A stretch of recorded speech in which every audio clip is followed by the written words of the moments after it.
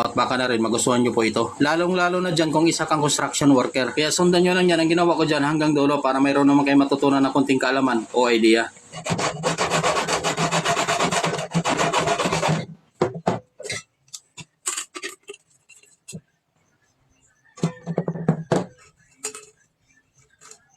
At ayan na mga idol, tapos ko na rin yan naputulan ng ulo ang spray paint at ibinilad ko lang yan sa araw para madali matuyo ang pintura dyan sa loob. At iniliha ko lang yan ang gilid dyan sa tinanggalan natin ng ulo ng spray paint para hindi po ito matalas.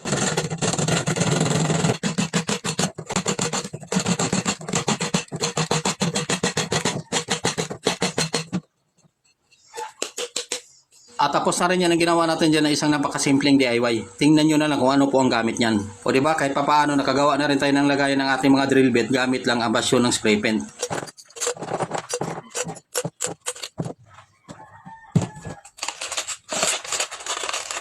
At kung nakatulong at nagustuhan nyo ang video mga idol, pakishare naman.